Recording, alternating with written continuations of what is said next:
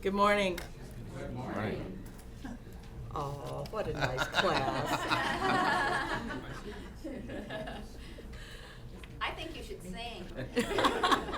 Well, you know. The Nebraska song. Beautiful Nebraska. Well, if we had an accompanist, we would, but since we don't have a piano. All right. Good morning, and we'll hope we can hold this together with these people. Welcome to the March 3rd State Board of Education meeting. Denise, will you please, or no, you're not. Yes, would you please call the roll? See what you've done? Patricia Tam. Yes, I'm here. Rachel Wise. Yes. Maureen Nichols. Yes. Patrick McPherson. Yes. Molly O'Halloran. Present. John Witzel. Yes. Lisa Fricky. Yes. Patsy Kojans. Yes. And Commissioner Bloomstead. Present. All present. Thank you. Will you please join me in the Pledge of Allegiance? I pledge allegiance to the flag of the United States of America and to the republic for which it stands, one nation, under God, indivisible, with liberty and justice for all.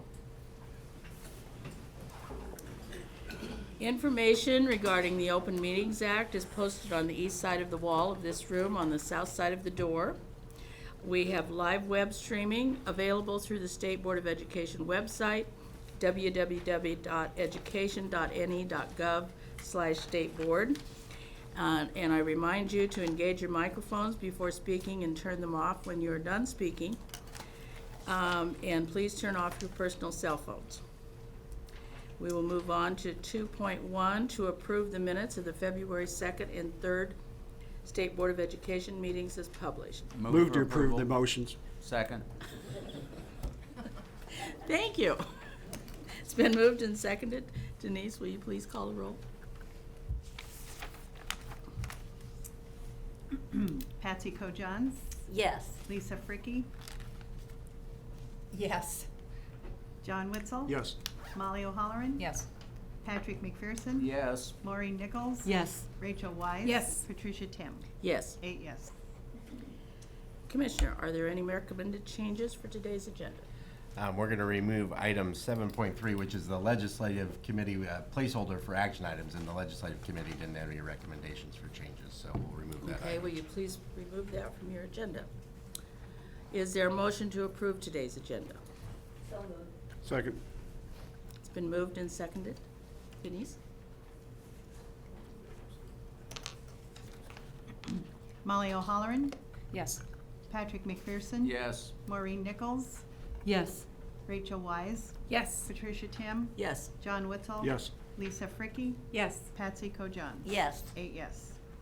Okay, this is something that is a surprise. Drew, would you come up here, please?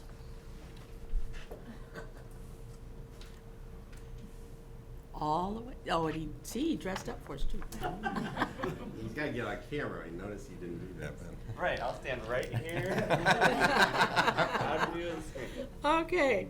Well, the reason I called Drew up, he is our multimedia specialist, as you know, and he is also a teammate mentor. And he was named March Teammates of the Month with his teammate Kane. So congratulations. And we have a little write-up about him. They have been teammates since Kane was in the 7th grade, and Kane is now a senior. Wow. So they've had a long relationship. He was recruited. Drew was familiar with the Teammates program, having been a mentee himself all 4 years at Lincoln Northeast? Yep. Okay. He was recruited to become a mentor shortly after graduating by his former teacher and Dawes teammate facilitator, Judy Yost. She encouraged Drew to mentor because she knew of a student who would be a great match. Drew and Kane are a perfect pair and have taught each other valuable life lessons. Their relationship has grown from lighthearted get-togethers to setting and meeting goals. One of Kane's goals is to become a pilot, and he thanks in large part to his mentorship with Drew. He knew the steps to achieve that goal. After graduating in May, Kane plans to attend Southeast Community College to attain some college credits before joining the military. Drew's advice for anyone considering the mentoring program is simple. It may seem like a lot to meet with somebody once a week, and sometimes it is, but you can find the time and you can make it work. Thank you, Drew.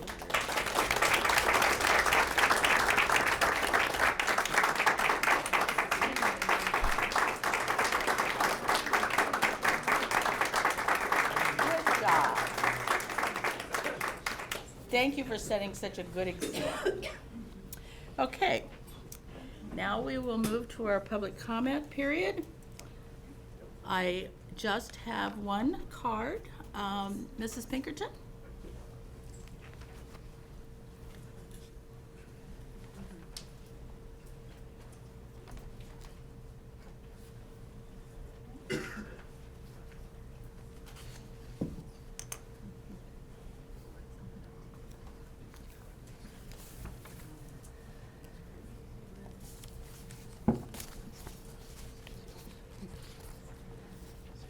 Good morning. Oh, good morning. You have 5 minutes. Okay, very good. I'm Rachel Pinkerton. It's lovely to see you all this morning. I have several handouts for you and a very short sermon on top of the handout. Education or indoctrination? Does our academic culture cling to inclusivity at the expense of objectivity? Are we able to look honestly at evidence, such as the attached 2016 statement by the American College of Pediatricians denouncing gender ideology? Surely new business item 45, which I cut by hand and glue stick to the first page of your first article. From the 2015 NEA convention requires rejecting this information from the American College of Pediatricians. It demands that teachers promote gender fluidity, instructing them to address children by the name and pronoun that a child's whim might dictate. How objective are we prepared to be about the Muslim Brotherhood, designated a terrorist group by the Muslim nations of Egypt, United Arab Emirates, Bahrain, and Saudi Arabia? The National Council of the Social Studies takes a position on immigration that discourages curiosity about the Muslim Brotherhood's explanatory memorandum on the general strategic goal for the group in North America, and I've attached a page of that, which describes the process of settlement is a civilization jihadist process with all the word means. The Ikhwan, the Brotherhood, must understand that their work in America is a kind of grand jihad in eliminating and destroying Western civilization from within and sabotaging its miserable house by their hands and the hands of the believers so that it is eliminated. You could research and get all the detail you could want. This is a 1991 document that the federal government does have, and in fact, the Muslim Brotherhood, as you may know, was named an unindicted co-conspirator in the Holy Land Foundation trial, and that got tabled. I don't know when they'll pick that up again, but there is an act in Congress now that seeking to have the U.S., as some of these Muslim nations have done, designate the Muslim Brotherhood as a terrorist organization. And I have one other handout for you here with the flag on it that is that talks about the $5 million PR campaign that the Muslim Brotherhood has launched in our country to try to prevent that designation. So, as you consider your responsibilities to Nebraska's children and families, please set a high bar for objectivity. Growing minds require habits of curiosity and humility. We need classrooms that nurture an insatiable hunger for new information and a willingness to adjust attitudes and beliefs in response. Thank you for your service. Thank you, Rachel. And a special thanks to Lisa Fricky and Patsy Cope-Johns for coming to our coffee and introducing yourselves and sharing your vision, and so we can get an idea of how we can work together for the future of Nebraska's children. Thanks a lot. Okay. That was the only request we had for public comment this morning, so now we'll move on. We have another fun thing to do. Vicki Bauer, will you please come forward?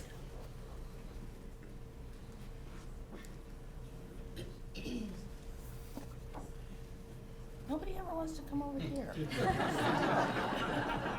I will for you. Oh, thank you. Good morning.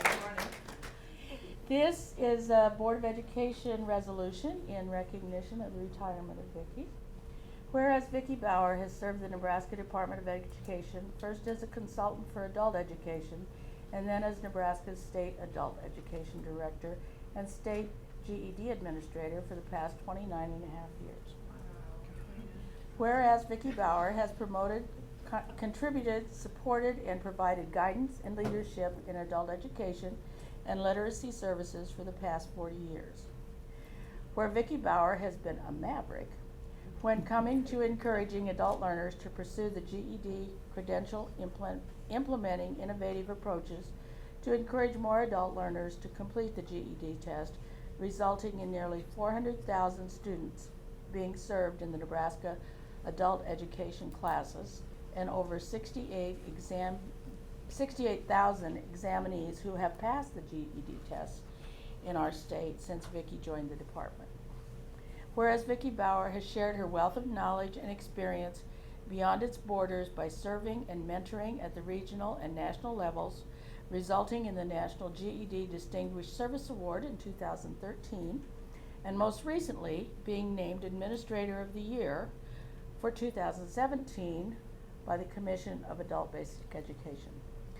Whereas Vicki Bauer's leadership and service will continue to benefit Nebraskans after she retires on March 6, 2017 as Nebraska's State Adult Education Director for the Department of Education. Therefore, be it resolved that the Nebraska State Board of Education recognizes Vicki Bauer's contributions and service to the Nebraska Department of Education, and the Nebraska State Board of Education greatly appreciates her leadership and dedication to the Nebraskans and to the Department of Education on behalf of the State Board. You have helped a lot of people. You have helped a lot of people.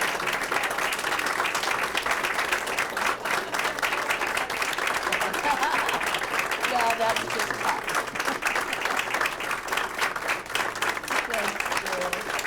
Thank you. Yes, you may. Yes, you may. I don't think I need the microphone, do I? Yeah, it'll pick up. Darn it. It's a rule. It'll pick up pretty good there. I don't even know if it's on. Is it on? It's on. Yeah. Okay. I just want to thank you, all the Board of Education, the administration of the Department of Education, my supervisor, Sharon Cott, my coworkers, Shirley, Jan, and Jim, and the new state director is Tate Lauer, right there in the blue shirt in the back row. And then Cor and Kathy, we work so much with Harlan. There's just so many people that I need to thank for making my tenure here a good one. I just want to tell you that I really feel blessed that I discovered adult education. You discover it by chance. All of us say that. We never go to college to become an adult education teacher or director. We just fall into it. And I can't think of a better job than to help adults who have fallen through the cracks, had to drop out of school for one reason or another, and there are very many and varied, or new immigrants to our country who need to learn English, those that need to go on and get their high school diploma, be able to review their basic skills for jobs, or for, jobs, employment, and or entering post-secondary education. And our new legislation, WIOA, has introduced our students to career pathways so that we're serving them and serving our students with career pathways so they have an idea of what they can accomplish in life instead of just going back to their job at a fast food restaurant or cleaning a building at night. They have a future. So I feel blessed that I was in the program, and I thank all of you for helping me along the way. And I do urge you that if you haven't visited your local adult education program, that you do so. And we always are in need of volunteers. Oh, now she's, I'll probably be one in about 6 months. So those of Patsy, you're from Lincoln, right? Okay. I'll see you in an ABE class, maybe. We never know. Okay. Well, thank you very much. I oh, didn't no, mean to you're not prolong. done. We're not finished. Stay there. There Oh, is. golly, Moses. It is also a pleasure to congratulate Vicki Bauer on the recent notification that she has been selected as the 2017 Commission on Adult Basic Education Administrator of the Year.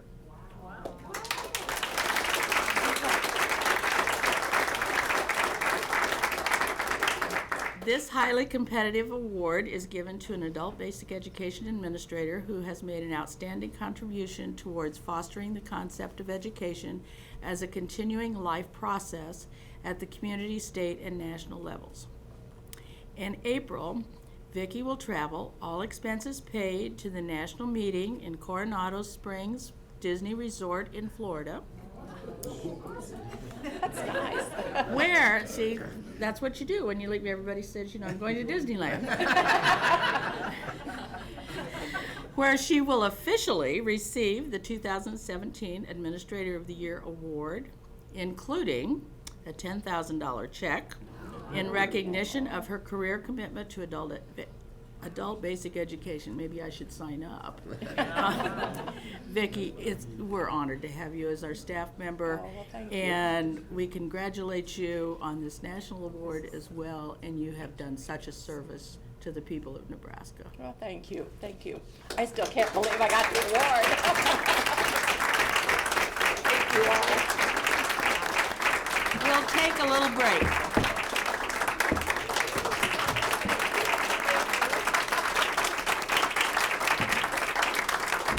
Yeah, we'll take about 10 minutes. We're back at 9:30, please. You can't leave yet.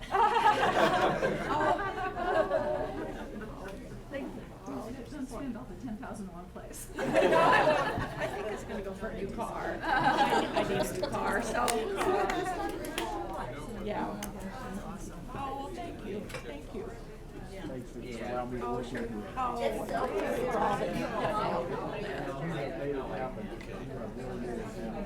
Well, thank you.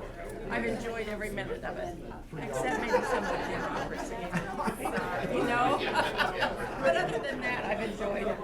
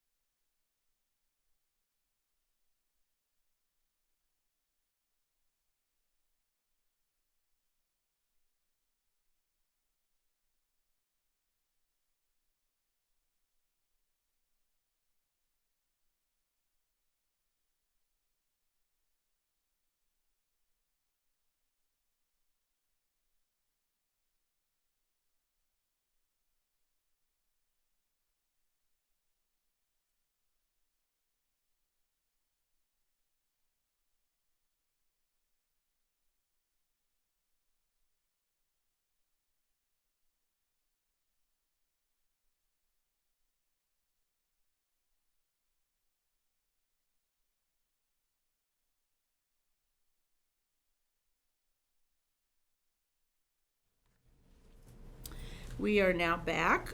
We have no hearings today, so we will move on to our action items. We will move to 7.1, AQuest Teaching and Learning Domain Committee. Maureen? Thank you, Madam President. I move to adopt the proposed revisions to Rule 21, regulations for the issuance of certificates and permits to teach, provide special services, and administer in Nebraska schools. Second. Is there a second? Any questions, discussion?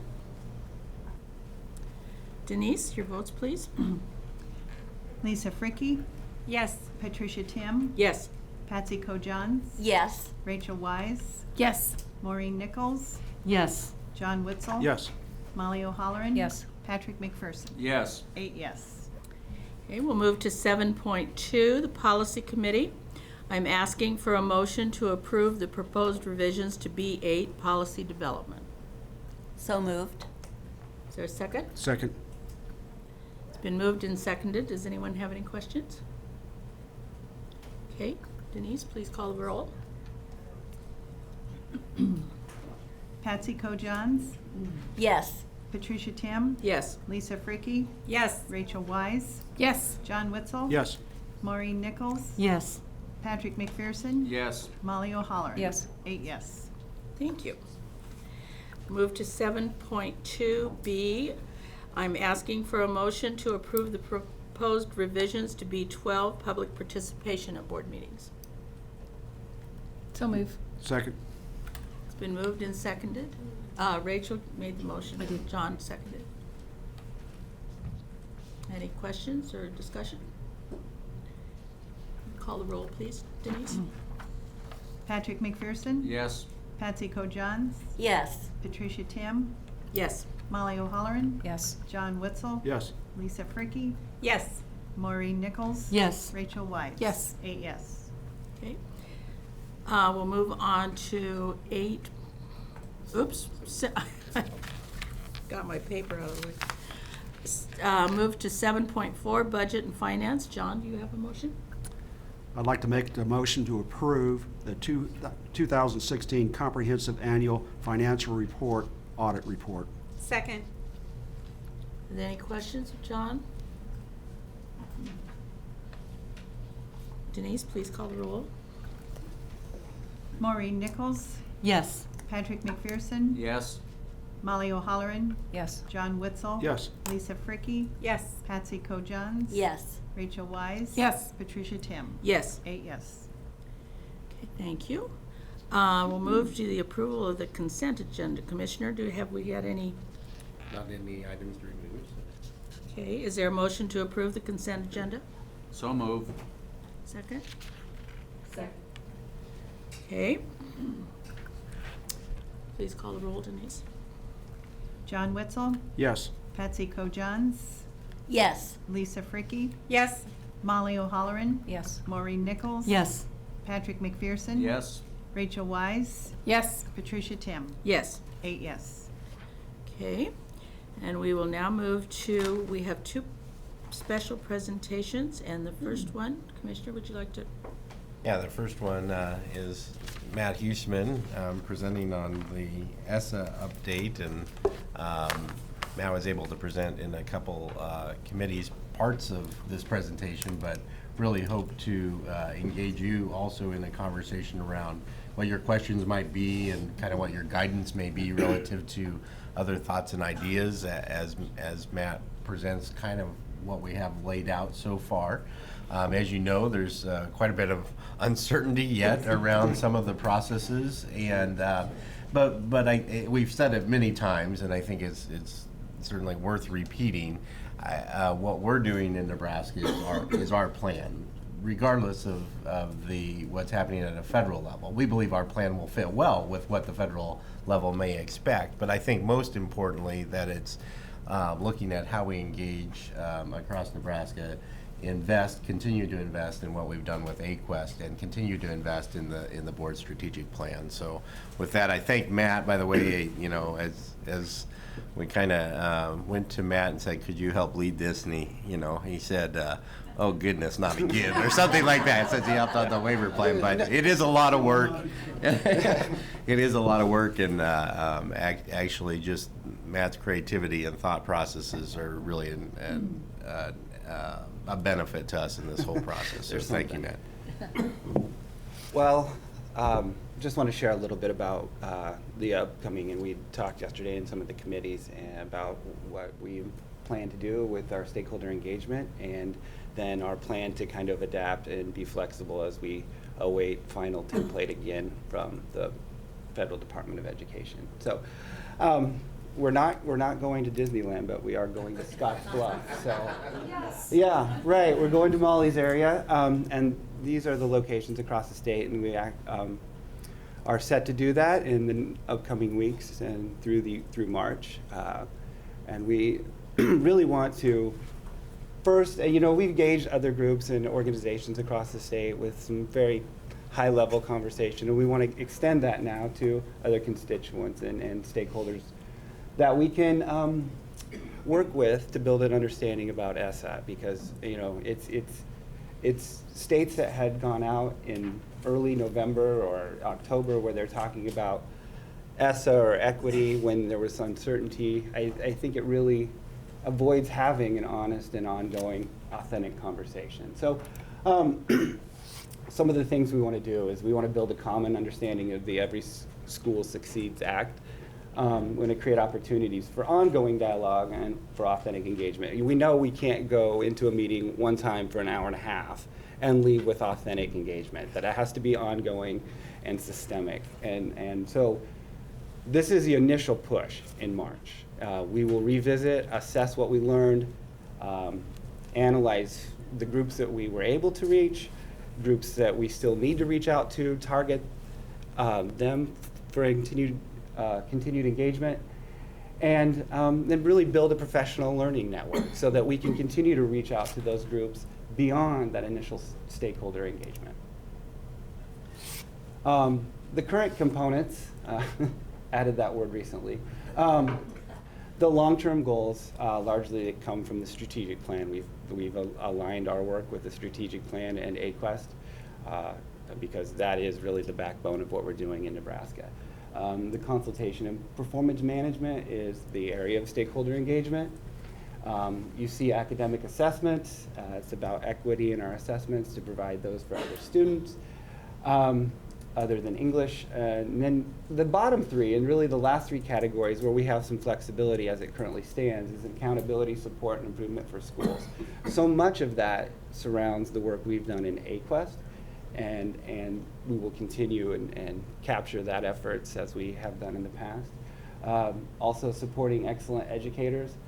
Really deals with professional learning for our educators across the state and how we can better align that to the needs of our unique districts, and then supporting all students. So how do we make sure that we're providing opportunities to create well-rounded education for our students of Nebraska? And so within each of those three components, there are areas that we've identified as a team to talk about as we engage our stakeholders. So when you think about Essa, and Diane Steamer reminds me of this all the time, the Essa federal funds is really about funding to supplement the support for students most at risk and historically underserved. And that's truly intent of this money, and that's how we're approaching this. And so we're doing that through school improvement, and that aligns with our accountability and support. How do we take what we've done in priority schools? How do we expand that to be more comprehensive in our support and targeted? Our effective educators, is really, it lines up with the Title II funds, which is professional learning, and how can we align those with those supports?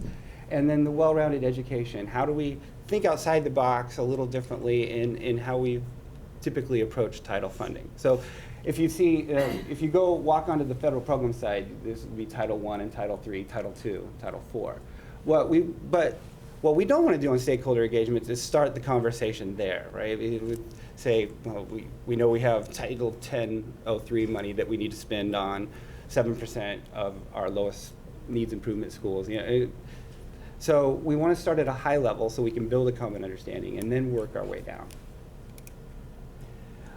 Some additional timelines. We have a final draft template that was scheduled to be in our hands on March 13th. So we'll assess what we get and then carry on with that. We have assurances that are due April 10th, which have become more pared down every time we get them. Again, they could be adjusted, I think, but we have to submit those. Matt, can I highlight just on You the bet. on the assurances piece of the puzzle? These are really high-level assurances. Really, we're willing to do state assessment. We're willing to Yeah. do the things at a very high level. So it's not a detailed thing, but we might be bringing that back in front of you as a board in April for approval, Yeah. depending on the timelines Right. if they get changed. But at very high level, we've already had a legal team reviewing those to ensure that we can offer those assurances. So Yeah, just wanted to they highlight were that.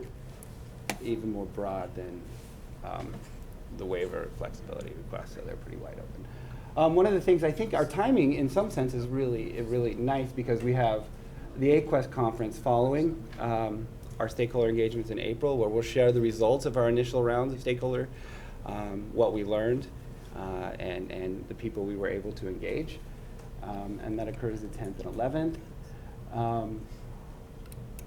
That will set us up to really move forward and identify the additional stakeholders that we need to reach out for input, to develop deeper questions, to build a better understanding of how we can use that voice to shape our Essa plan. And additionally, in that time, we'll be able to visit communities directly, identified by the themes that we've had in AQuest. It's kind of that work in the designation process. Engage legislature and the governor's office, and then as needed, survey specific individual groups that have focus on key areas of the template. Build a rapid response professional learning network, and that came from other states' ideas that we've taken along the way as we've learned from our colleagues. And then also social media engagement so that we can reach out on multiple venues. And last we have CCSSO, Critical Friends State Peer Review. So when we have a plan developed, we'll be able to meet with other states, review their plans, they'll review ours, we'll offer feedback and help shape that plan in May. We have a final submission day, and that has not changed and doesn't sound like it will, of September 18th, when we intend to be in good shape for that to be able to submit. So additionally, our team, we've been working on developing a summary because there's the language of the law and the policy we'll send to the Department of Education, but we want a document that's more friendly to read and understand so that we get that out. This is a summary of what we're doing, and you can dive back into our draft and see this is what we're saying, but so we give an idea of what's required, how we intend to respond to those requirements, what we still need to learn, and that's what we've kind of picked up. From what we need to learn now, we're going to our stakeholders with those questions, and then how it aligns directly to our strategic plan and executed through AQuest. That's what our team has currently been working on. And in some ways it fits us really nicely because we're able to, knowing we have to make that jump again into another template, it's given us a practice attempt at doing that. And so we're nothing if not flexible. Again, those are the 6 categories. The department says they're 5, but they're really 6. And here's how they align to the strategic plan. And that's currently where we are in the process. So with each of those goals, they align nicely with those different components. So, and again, it's a lot of the work, as the commissioner said, that's already been done. And a tribute to the work on the strategic plan and the AQuest, that in some sense, it makes our job a bit easy to say, oh, this goes here, and this goes here. So, yeah, I think that's currently what we have. So, questions, comments, concerns? First of all, thank you. This is very informative, and I appreciate that. I don't know if this is possible, but the commissioner sent out kind of a short version of the strategic plan, and I wonder if it's possible, because some of the wording in Essa, as it matches up with AQuest, they mean the same thing, but it's different wording. Right. And so if there could be like a 1 or 2 sheet how Essa matches up with AQuest, even though the language is different, that Right. this is what we're talking about. Yes. Does that make sense? It does make sense. Yeah. Yeah, side by side Yeah. kind of comparison. And I think that was kind of the initial thoughts around the summary of the draft, is so how we could align all those pieces together. But yes, yeah. I think I so many of them mentioned are it to very somebody, similar. but I don't know. Yeah, and then there's different meanings sometimes for the same word within different contexts. So it's to make that alignment is important, and I think that's the intent.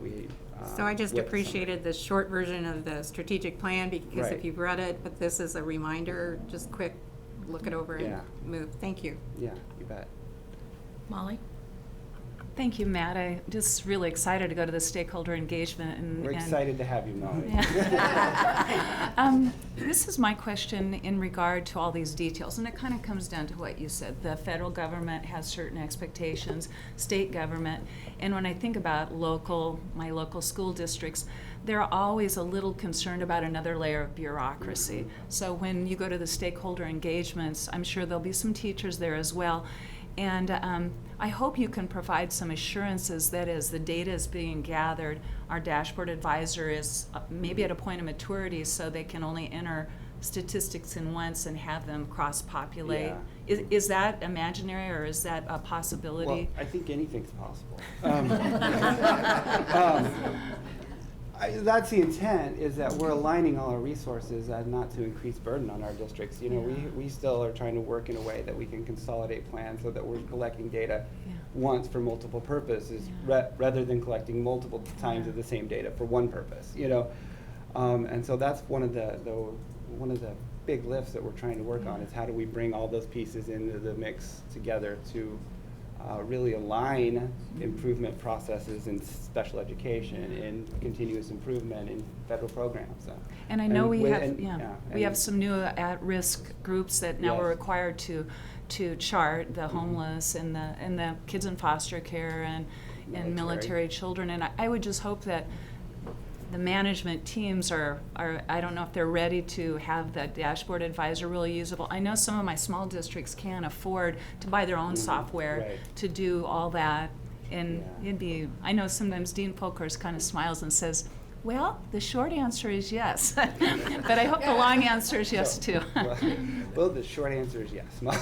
And so one of the things Yeah. I'd point out just on that very point, so within the Appropriations Committee preliminary budget, they have recognized that need. We've been asking for resources and they put that in. We'll see if that survives. But that helps expedite some of those very conversations about creating support systems for our schools.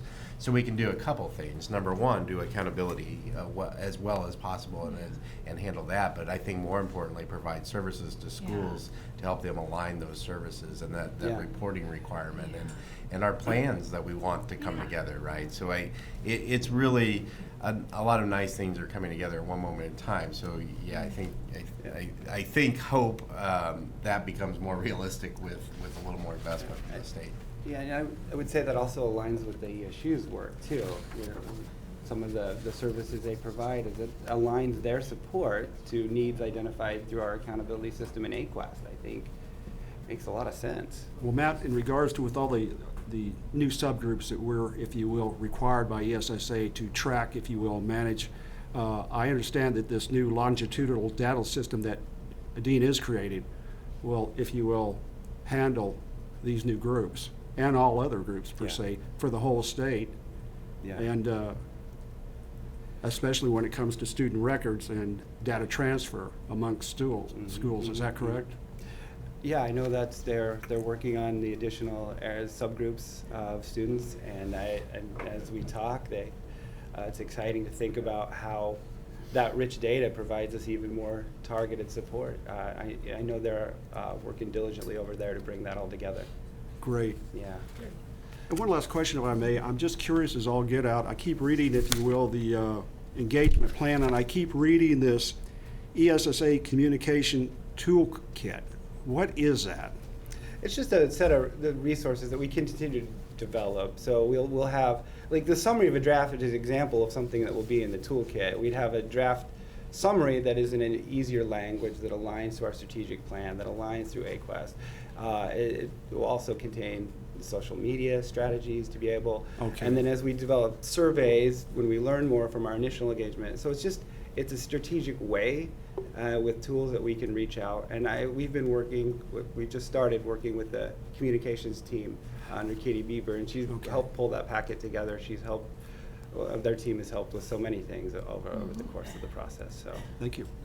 I know Rachel has a question. I'll just add a little to that answer. It's similar to what we tried to do with AQuest, right? I mean, website presence and frequently asked questions, those things are what's intended, so. Rachel? My question comes to the well-rounded education, which can incorporate then other areas that we've not really traditionally looked at under No Child Left Behind and now Essa. And that includes the career and technical education. And they had their stakeholder meetings in the fall.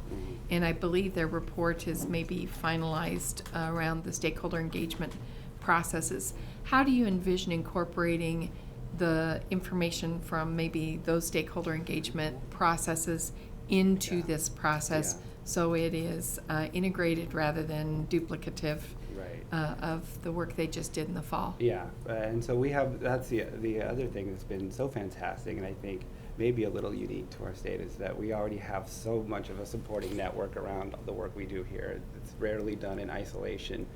And so as we found other areas of the department, they're engaging their stakeholders, we're taking the information first that they bring us and start with that. And then that's really where we get, where don't we still have the groups that we're meeting? So that's the front side of all the work that's already been done here, because we don't have time to duplicate efforts. We want to capture what the work and honor and respect the work of those committees and different team members, because it's really so valuable to get that input. Yeah. I don't know if that. Anyone else? Thank you, Matt. Thank you. Oh, whoops. And I'd be remiss, again, to thank Matt. I know we got a couple more, what we've called our core writing team, as far as folks here. Terry is here, Janine is here. I know, I can't even name who else. Brad's here, and a lot of others that have been involved in this. So I want you to know that. We also have our team leaders working now on the strategic plan implementation and how those things come together. And I'm really quite excited to see those efforts coming together. The timing's just right. The opportunities are just right for the right conversations for us to do that. And even our board conversations are well aligned with that activity. And so it gives us a great chance to do that. So thanks to the whole team. I do want to point out with Larry Ann Polk here, and I don't always just introduce folks, but Larry Ann is an ESU administrator at ESU 7 in Columbus, but also I think Matt and Larry Ann recently, really kind of an honor too, I would tell you, were invited to the state of Wyoming to do a presentation on how the ESU and the department are working together on aligning activities around AQuest. And at some point we will bring them in to do a presentation in front of the board just on that work. It's remarkable. So Good. and they might be presented at AQuest, come to think of it, right? So, yeah. Yeah. In Wyoming, I made sure she was going to attend. And that was also great because it was an opportunity for me to engage with Wyoming and their Essa team and see where they are in the process and their thoughts. You know, sometimes we're in our bubble and get to working, and it was nice to see what other states are doing and how they're addressing the shifting sands of federal policy. Shifting sands. That's a good analogy. Yeah, I don't know. Disneyland has got me all. Right. But anyway. Okay, anything else? Yeah. Right. Anything else for Matt? Well, please go back and tell your team that we really appreciate the hard work that they've done, and this is really coming along. Yeah. You can just see the pieces falling together. Yeah, I mean, the team has been fantastic to work with, and I can't tell you how appreciative I am of their work, their patience, and then their team leaders to allow them time to do it, because it takes so much effort that I know that their other work doesn't go away, when we start on Essa, so I Well, know this is a big And it's lift. so exciting to hear that work that we're doing normally just slides into Yeah. what this is. That's, I'm Yeah. sure, very encouraging to staff that, oh, we don't have to do another thing over here. Right. That it You just know, all comes together. And I guess in some ways, if there's, the lack of direction at this point or adjustments that we make at the federal level, it really does focus on what we need at Nebraska, and we can't control what happens, but we know what our needs are and how we can do the Right. work to get it done, so. Good. Thank you much. Thank you, Matt. Oh, excuse me, Molly, did you have something? When you're talking about the well-rounded students, we just had the honor for Vicky. Yeah. Is all of that part of the complexity, the adult education, the VR, they're all part of integrating into the whole plan? Yeah, it's there's opportunities to consolidate a lot of different areas under that Title IV funding. We're cautiously approaching that, thinking that might be something that is pulled back on us. But yeah, there's opportunity there to really think about how we consolidate and align all our efforts and provide support in unique ways that we hadn't considered using federal funds before to do. Not to duplicate, not to supplant, but to right. support. Yeah. Yeah. Thank you. Thanks, Matt. You bet.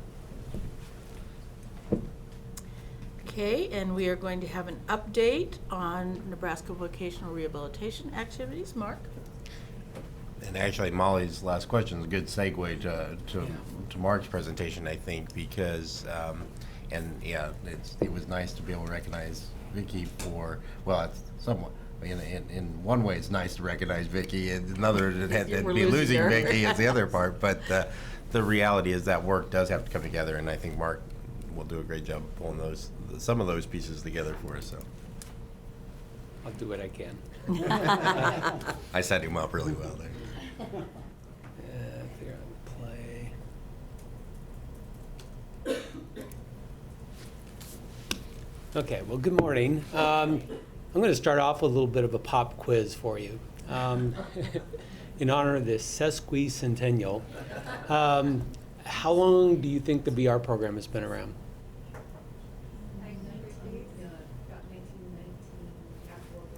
Absolutely, absolutely correct. Very good. 1920 is when the national program was established. So in the year 2020 will be the 100th anniversary of the program.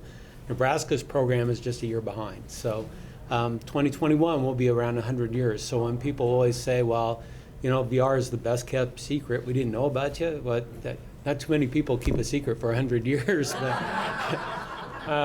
But apparently we have. So we're trying to do a better job creating awareness about the program and what it does. And so in Nebraska, the way the program looks is we have about 200 staff across 13 offices across the state. And those staff provide services for individuals with disabilities around career planning. So as a part of that, we do assessments to determine people's interests, abilities, skills, et cetera, and help them then set career goals.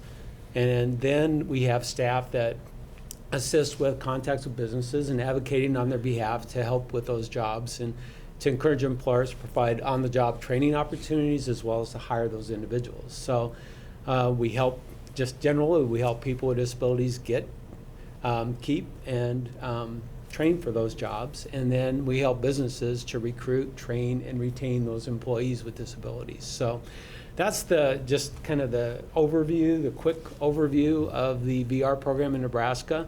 Many states have what's called a combined program, and that combined program is across all disability groups. In Nebraska, we have more or less a sister agency called the Commission for Blind and Visually Impaired. So if your primary disability is visual impairment or blindness, then you would be working with that agency, and we serve every other disability. So as Rachel mentioned, the program initially started out to help vets returning from World War I, and over the years has expanded to include other types of disabilities. So at first, anyone with a physical disability, and eventually including mental and sensory disabilities and all disabilities. So that's who we serve, anyone with a disability coming through the door that wants to go to work and needs our assistance to do so.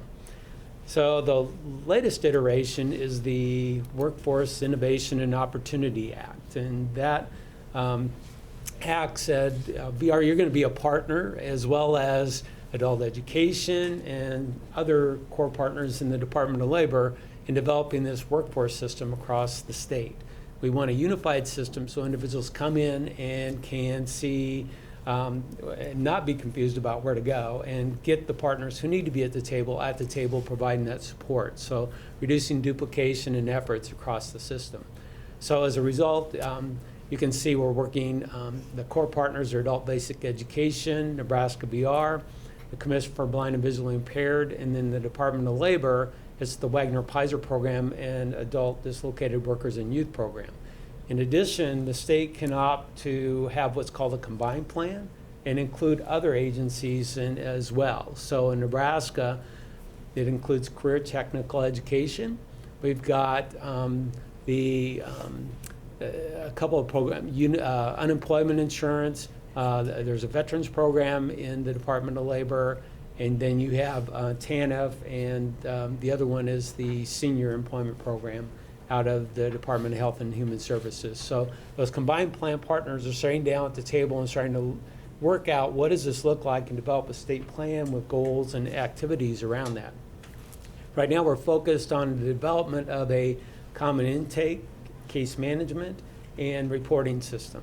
So the Department of Labor actually has a grant that's going to help fund that and put that together. Not looking to replace anything we're currently doing, but how can we develop something such as a data warehouse where this information can be stored and then shared for those that have common individuals that we're serving. So it's an interesting time as we move forward on that, but it's to the benefit of the individuals we serve. I think we'll actually create a much better system, a workforce system in Nebraska. There are local, regional workforce boards, and they have what's called American Job Centers, and those job centers used to be called the one-stops. So individuals could come into those one-stops and access all the combined partner services. Well, Nebraska does it a little bit differently. We have some online access points.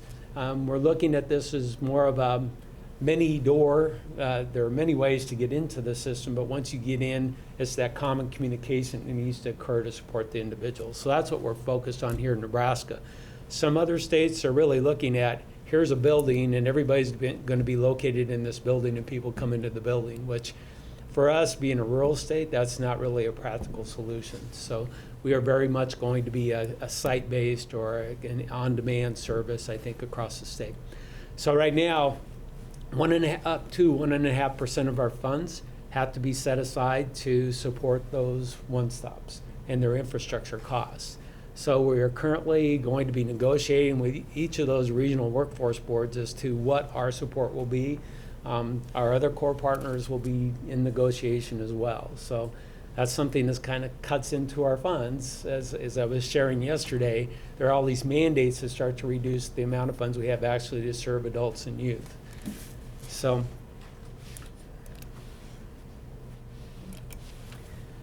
the other thing that the Act requires is a focus on business. And in Nebraska, we've had business as a dual customer focus for a number of years.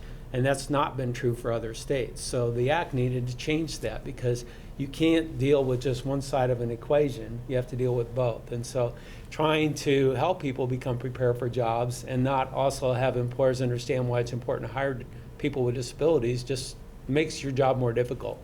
So having both of those things occur at the same time really helps benefit the system. So in Nebraska, we've gone to a model where we have business account managers that do not carry caseloads. What they do is they go out and work with businesses and they talk about the other things we can do to support them and build relationships even before we bring individuals who might want a job to them. So that's a unique service. We can help train them on the ADA, the Americans with Disability Act requirements and what they might do to be more open to employing people with disabilities, as well as what's called Section 503 requirements, which come out if you have federal contracts. There's a target goal of that 7% of your workforce should be people with disabilities. So we can talk to them about those requirements and what support we can provide to them to help find and hire people with disabilities. In addition to that, we have placement staff that can work directly with those businesses to support individuals with disabilities right there on the job. So we're not just putting people out there, we're helping them stay there by intervening when there are assistive technology needs or behaviors arise, that we can be there to kind of support that on the job. We also listen closely to those needs of employers when they can't fill jobs. So in Nebraska, there are certain targeted industries. Right now, I'll talk a little more about that later, but we've developed certificate programs that are based on those local community needs and primarily around the trades. So you can see we have programs around the electrician helper in Grand Island, an auto tech support in Lincoln and Omaha, HVAC in Omaha, welding in Kearney and Lincoln. So these are certificate programs to get someone started on those career pathways, but also they respond to the needs of employers for those employees. So we have short-term training programs that we've worked with community colleges to develop, and then we provide the support for those individuals to go to school, get the certificate, and as a part of that, they serve in an internship with a local business who typically ends up hiring that individual. So that's a program that's been a model for other states, and so we're very proud of that program. We are also, under WIOA, the VR program has been essentially made the gateway to sub-minimum wage jobs, which translates into sheltered workshops for individuals with developmental disabilities. It also emphasizes that VR is the first dollar in for individuals with developmental disabilities who are looking to go to work. That on the Health and Human Service side, the Center for Medicare and Medicaid Services has also made it clear to Health and Human Services in Nebraska, VR should be the first dollar in. So we're not using waiver funds first. VR uses up their funds, or if the individual isn't eligible for the VR program, then you can use those waiver dollars. So that's a real shift in responsibilities which has just occurred. And for us, that has a major impact on the program. So we have about 200 students coming out of school each year that are DD eligible. We have currently 1,800 in sheltered workshops and 3,000 individuals in pre-vocational services that are under the DD program that we will be serving. So potentially that's about 6,000 individuals that could come over to the VR program. We serve 7,000 individuals a year. So you can see that could create a major catastrophe for us if we don't manage that. So we've been working with the providers in that system, with DD, to talk about a plan for how we can manage this approach over a number of years so that we can be successful with those individuals and also meet our mandate. That means more money. That's the only way that we could do this and do it over a period of time. So we've come up with a plan that over the next 4 to 5 years would have us working through those individuals who are out in sheltered workshops, the individuals in pre-vocational services, as well as on the waiting list. And by a transfer of funds from HHS over to the Department of Education and VR, we could actually make this happen. Because right now, when they use $1 under the HHS DD program for Medicaid waivers, it matches $1 of federal funds. So if they transfer it over to us, we could potentially match 3.69 federal dollars. Much greater return, no additional state dollars necessary. So we could actually use those dollars to help serve more individuals than they're currently serving through our system. So that's, it's a calculated risk, as I shared yesterday, because we have to go through what's called a reallotment process, wherein other states towards the end of the fiscal year decide if they can't match the federal funds available, because I forgot to say, we're a match program. So the state has to come up with $1, and for every dollar, the federal government will provide 3.69 federal dollars to us to operate this program. And every year they say, here's how much federal dollars will be available to your state. So in Nebraska, we're a fully matched state. We can pull down all those federal funds, and that's great. We've had good support from the legislature and governor to do that over the years. But other states haven't. So they send those federal dollars back. And then we can say, wait, we've spent enough state dollars, we can match some additional federal. And so that decision is made in August. and then those funds come back down to the states. So I'm betting that states will be returning money back and that we will be able to match additional dollars and bring those to Nebraska. So again, it's calculated risk, but over the years, that's been true.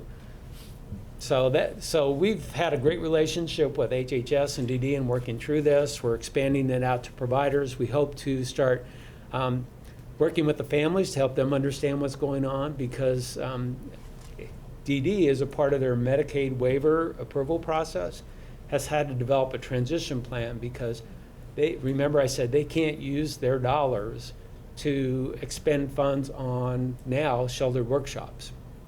Okay, so that's a major source of funding for them. So what that essentially means, as of March 2019, there will be no money available from HHS, from VR, from schools, because schools under WIOA cannot contract with sheltered workshops for employment experiences for those students as well. So big changes, but the writing's on the wall.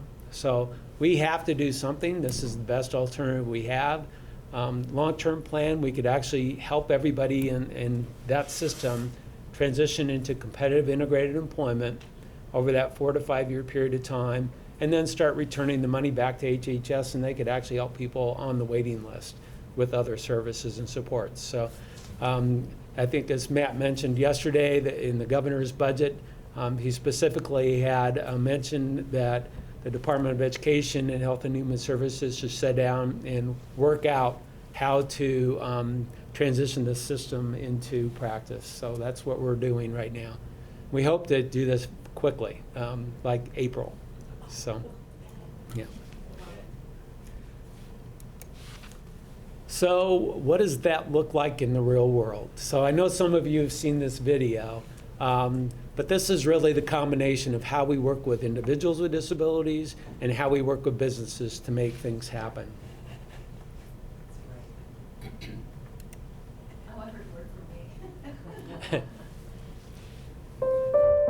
My name is Amanda, and I am a bagger here in Hy-Vee. My favorite thing is to connect with my customers and also to my coworkers as well. I have Down syndrome, and sometimes I get easily distracted because of my Down syndrome. Amanda is very energetic. She's extremely social. She's very friendly. She's very motivated. She really wants to work to do a good job. When I first met Lisa, she helped me out with my goals. I work a lot with customized employment, and so I'm really about identifying those strengths, those skills, and then finding employers or businesses that are good partners, making sure that we give them quality employees. It benefits us greatly because you see a lot of effort, a lot of appreciation for the job, and a lot of desire to want to succeed and want to work from employees with disabilities. My focus with Amanda has been primarily on job retention. So assisting Amanda in retaining her current position at Hy-Vee and working to enhance her hours as moving towards full-time employment, which is what she wants. Everybody in Hy-Vee is special. They're all friendly and happy and bubbly and engaged, kind of like me in a way. So working here in Hy-Vee, it's been fun. Some of the benefits I've seen by hiring Amanda, one, Amanda has grown. You have seen her shine. We've had many customer compliments on Amanda, and it's just fantastic.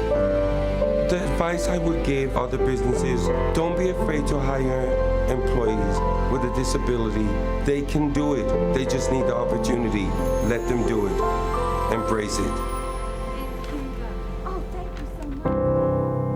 At the end of my day, I always have an every smile in every aisle.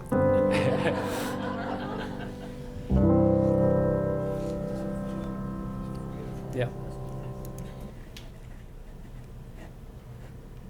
So when you were, I appreciated your generous words yesterday about Pearl and Diamond, but actually, if I'm anything, I'm a mirror, because these are the true pearls and diamonds, I think, that hopefully if I can just be somewhat of a reflection of what the success I have. My name is William Meyer. Glad to be able to do that. I have a T4 injury to my spinal cord. I have no feeling from the mid-chest How do I down. go back to my presentation here?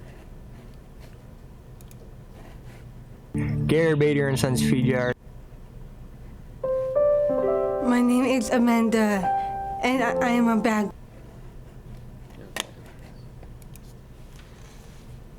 So just a couple other quick updates. I talked to you about the Career Pathway Advancement Project before, which we are one of 4 states across the country which received a federal grant on career pathways. We are the only state that's using this particular model called an upskill backfill model. And what that is we are reaching out to individuals that we placed 3 years ago, 2 years ago, a year ago, in certain targeted industries: information technology, manufacturing, transportation, distribution, and logistics. Because those are high demand positions right now for employers. They're having difficulty hiring people with the skills that they need. So we're reaching back and calling them and asking if they would like to have support to go back to school and to obtain a degree or certification that might advance them in their positions with that business. We right now have contacted almost 500 individuals, and of that, we have 58 individuals that are either enrolled or considering entering into post-secondary training and support or education to advance their skills.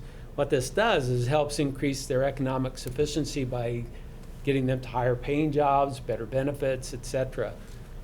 We anticipated that we might have 10% of the individuals that we contact participate, and we're at 15% actually right now that have expressed an interest in doing so. So it's again, it's a unique program to Nebraska.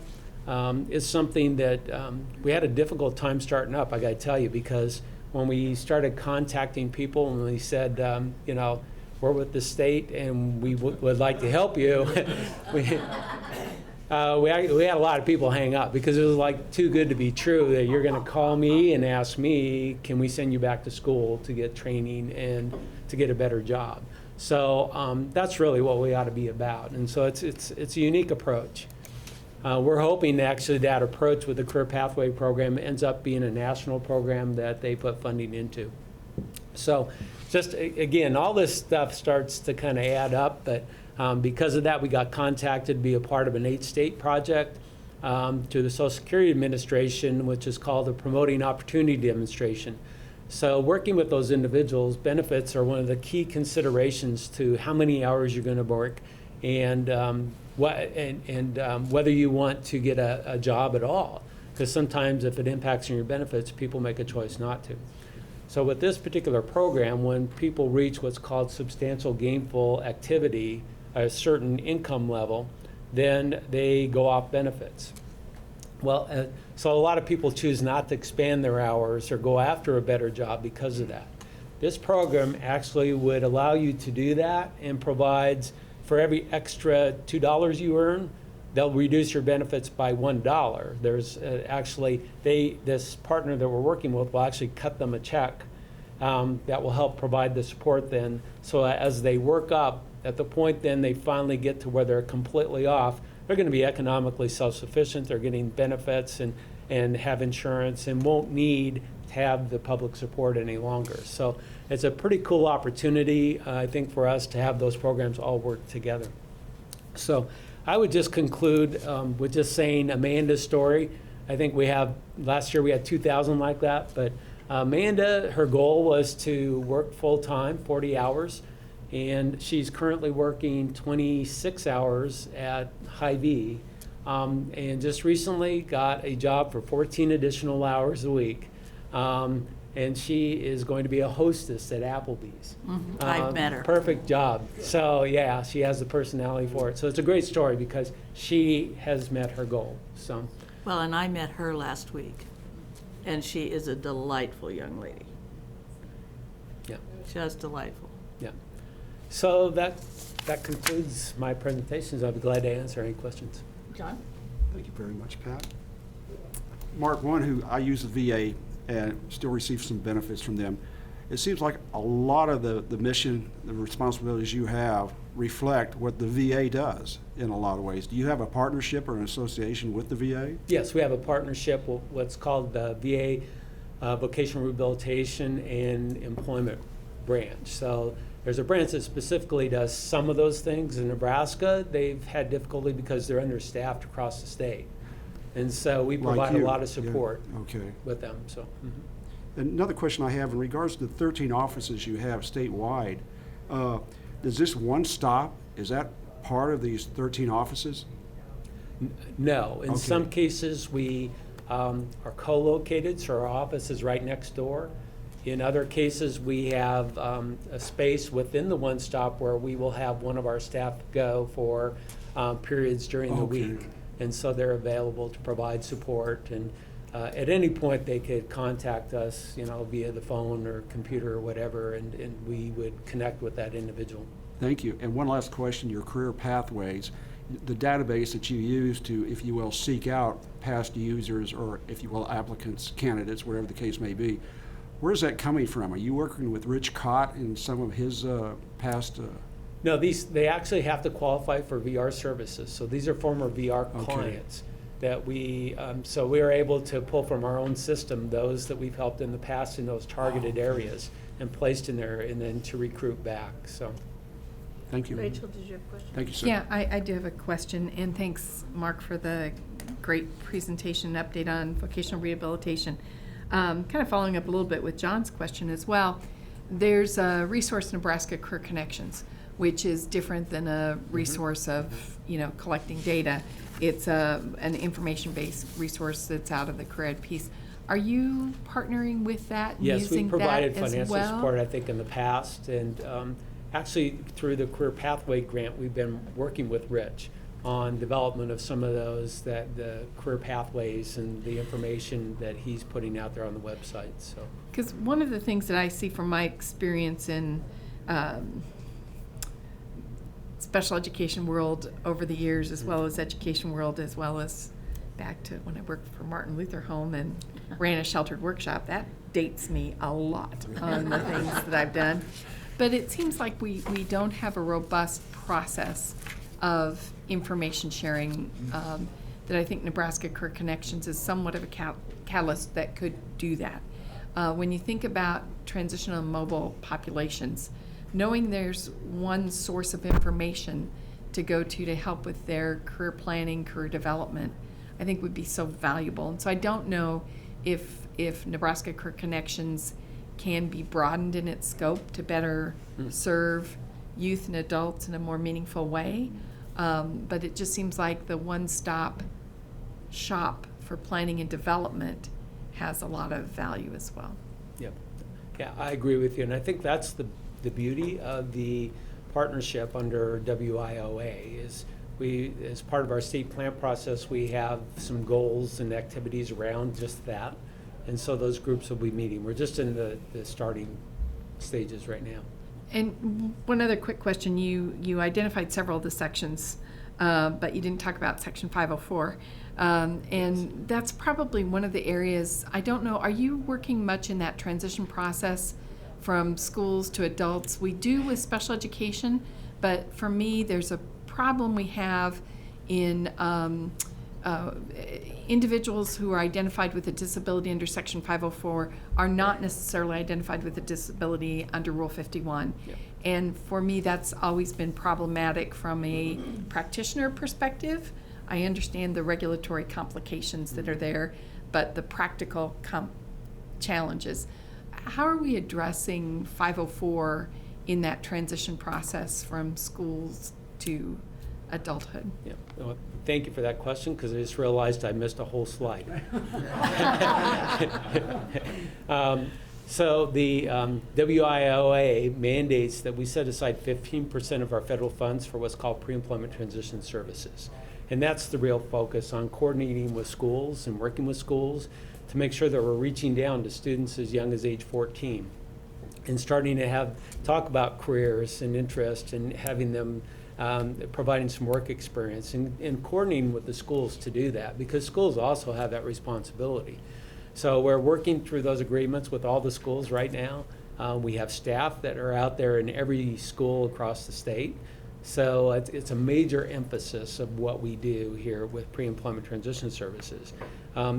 So that includes students who are under an IEP, as well as students who are under a 504 plan, but also students who are potentially eligible.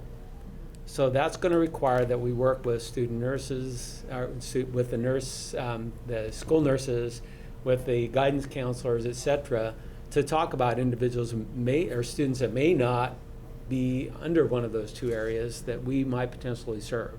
So so we're in that process now. I would say that one of the great things about NDE in that partnership is they are identifying who those students are out in the schools. So we have them by name and making sure we're already working with them or include them. So.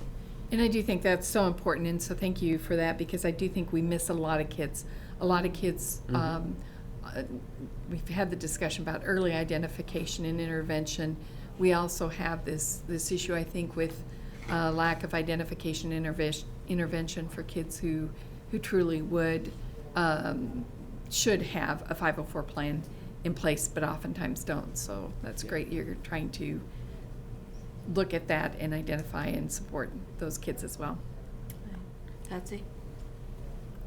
I'm going to go the other direction as far as age. When you reach back for the career pathways, when does a person age out of your help?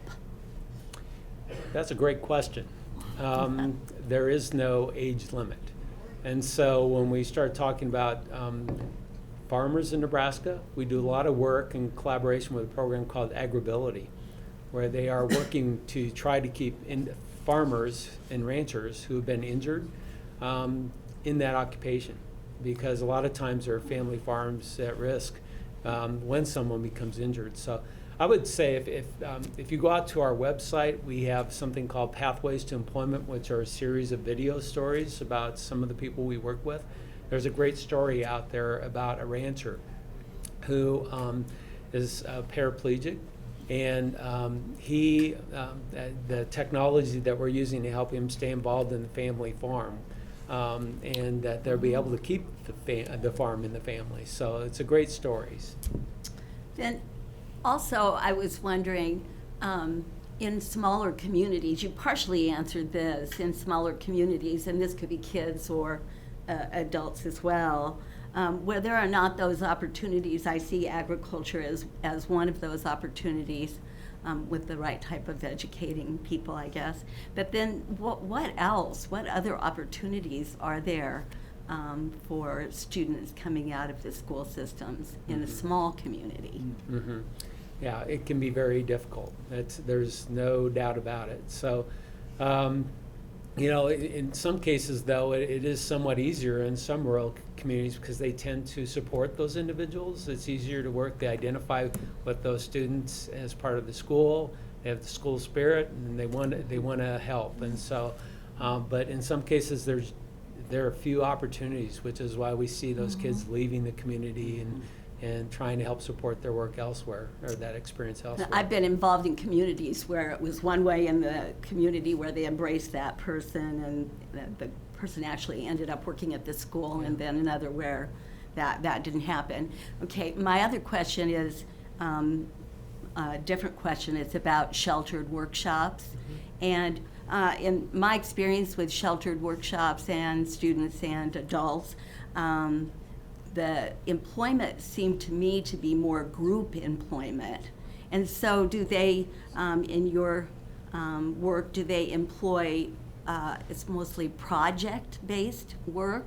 And then does the age not make a difference then, or the client not make a difference where they came from or what their disability is? How is that handled? Sure. So the law shifts us to what's called competitive integrated employment. So individuals, including those in workshops, are going to be provided the opportunity to be employed in an integrated setting at a competitive wage in the community. And they will not be in those group settings, and including sometimes you have what's called an enclave in the community, which is a group of individuals who are there working together, but fairly isolated. So those will not be allowed as well. Actually, they'll be allowed. Those things are still out there. They just won't be, we cannot use our funds to pay for them. Health and Human Services and the waivers cannot use their funds to pay for them. So unless you're private pay or they develop other resources, yeah, that's going to be the issue. Yeah. Okay. Thank you very much for what you do. Thank you. Lisa? Just a quick question, and it just came from one of the last things Patsy said. For instance, the Region 4 in Bloomfield hires people with disabilities, and they do work right there. Are you helping that situation? No, because we Okay. don't do anything with sheltered workshops. That's what I wondered. That's what I Yeah, thought I heard. and so you're going to see those models changing, and providers were, and this is not something that people are happy with either. I would say you have families that are very concerned because they want their loved ones in somewhat of a protected environment. You know, there is some risk to working out in the community, but there's been a real shift from that to value the skills that those individuals have, and that they should have the opportunity to be working in the community and being successful out there. So this is not going to happen just with employment. They're also talking about that with day services or independent living as well. So those opportunities have to be in integrated settings. Thank you. And then, like I said, what she said prompted the question, and I wanted clarification. You did a great job. Thank you. Thank you. Molly? Just quick question and comment about your certificate programs. That is so cool that like Grand Island needs more electricians, so you're building on site those certification opportunities. Lincoln, Omaha, auto type of things. Omaha, HVAC, Kearney, Lincoln, welding. I couldn't help but notice you don't have anything west of Kearney. So my question is, do you have digital access so kids can be certificated through their schools if they're interested in electric, auto, HVAC, or welding? No, we don't. And part of it is because of the design is to have the internship. So this is driven by the businesses in the community. So if we can get enough businesses that have that need, then we can develop a program around it and then help support it and advertise it and recruit students to that program. So, you know, we've been trying to include adults in there. So one of the things that we're working on that might help us expand the availability is to open those up to our partners in the workforce system. Yeah. So if we only have 2 or 3 individuals with disabilities, you know, it doesn't matter that we have other individuals who are maybe from other at-risk populations being a part of that training. Yeah. And so we're currently working with the Department of Labor on the expansion of those programs. Wonderful. Anyone else? Yeah? First of all, thanks, Mark, for everything you are doing. I think the other remarkable part of what we've done across the agency, and in large part due to Mark, actually, is open our eyes about how we can learn so much from what's happening in VR around the different programs and the areas that they're working on. But we have other areas in which we have truly common themes and needs. And I don't know if you could address just a little bit of what's going on in our work with Kearney YRTC, Geneva YRTC as well, because we'll be coming back in front of you as a board to approve them as operating schools underneath Rule 10. And you know, there have been plenty of conversations about the challenges that we face there, but I put Mark on the spot because I didn't prepare him for this, but I mean, just a little bit of that work and that partnership as well, I think would be great to know about.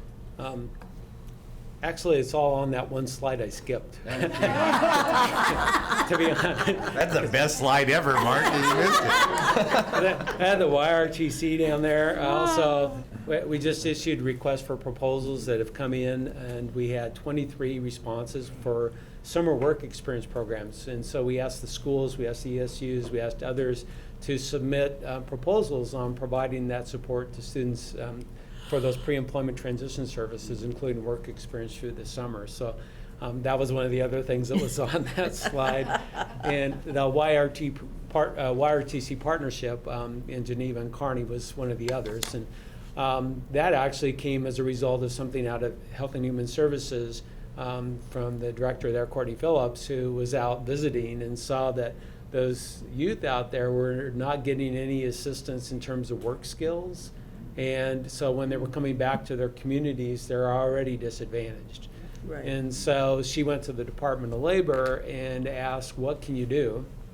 And so that's the other cool thing about that partnership is Labor said, wait a minute, VR needs to be here too to talk about this.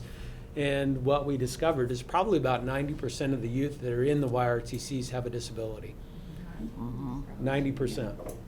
And so, so we are now having staff go out to Geneva and Kearney 1 day a week to provide some training to those students in conjunction with the Department of Labor about here are the career opportunities that are out there, here's how you fill out a job application, develop a resume, some of the job seeking skills, etc., so that they're better prepared.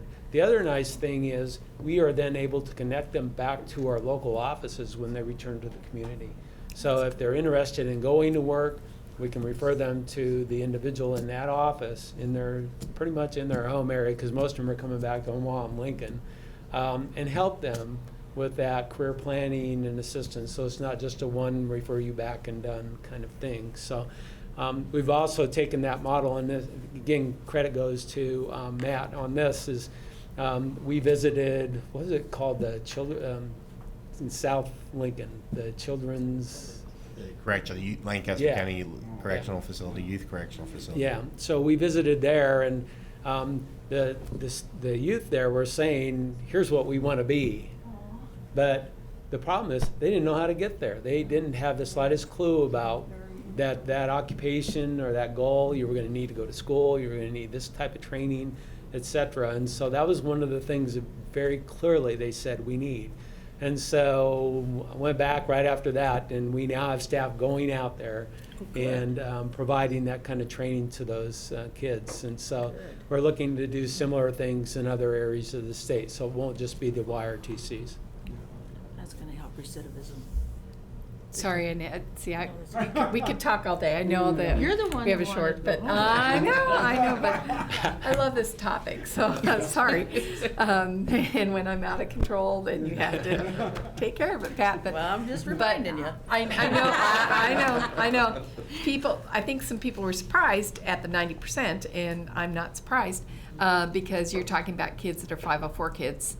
Not just kids. And I think that's one thing I would ask that we get more information on and explore and have a better understanding as a board in differentiating between students who are identified under IDEA and special education and Rule 51 and our 504 kids. I think That would be very personally, helpful. I believe we have done a disservice to our kids who are 504 kids, that we have probably not effectively provided services and supports. And those are our kids also that need help. And I think you see them as adults, but there's usually a gap. Yeah. And I'm excited about this particular project because I think you're probably then addressing earlier intervention from a career side for those kids than we do in our school settings. So thank Well, you. and it's going to make a big difference in recidivism. Yes, absolutely. Lisa? I just wanted to reinforce what you said about the 504 plan, because even in rural schools, you know, IEP kids fall through the cracks and they don't think about developing a 504 plan. There needs to be much more communication about that, and I don't know what preparatory things they do for college education, but I had a student visit my class from a college, and I had a time to visit with this person after class, and I learned from them. But I said, have you talked about IEPs? No. Do you know what a 504 plan is? No. So they're coming into this system not knowing necessarily what is available for student assistance. Molly? We sure talkative these last 2 days.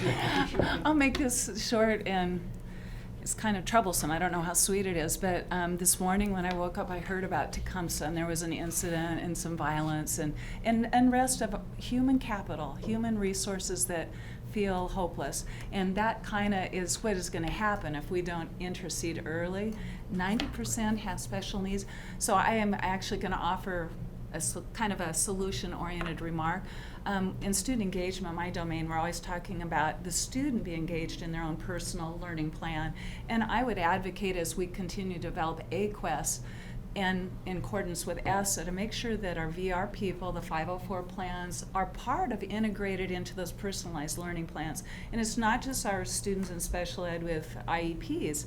I think every student, no matter where they are, needs to have a personalized learning plan where they are investing in their future, developing career opportunities, pathways, and the more those data streams can be integrated, the easier it'll be to address. And I think when I was reading that 173-page Essa thing, it was saying that now we can actually bypass some of the parental, yes, we can share your information. So maybe that is, the technology is coming along where the data systems can support the students. Again, that's a hopeful request, but data. Lisa? I just would like to make a comment about the individualized plan for every student. I think we need to, and I hope we're thinking along where the kids are doing the monitoring of their individual plan and on a computer, because it's different than an IEP. I think it should be student-driven. So that's all I'm going to say. Real quick. Real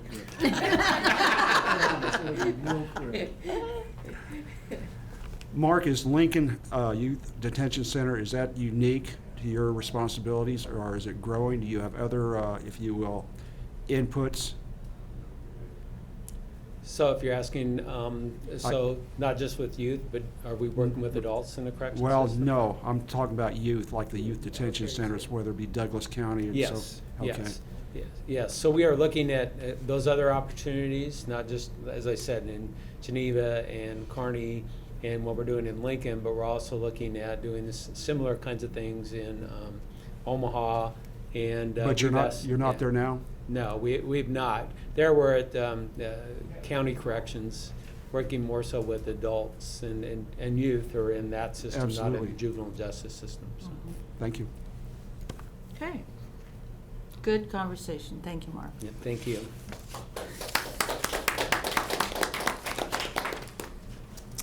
Okay, we will move on to board reports, dates, and discussion items. And the first one is 10.1. Do we have a motion to approve the meeting participation? I believe Laura gave you a new sheet this morning at your place that she.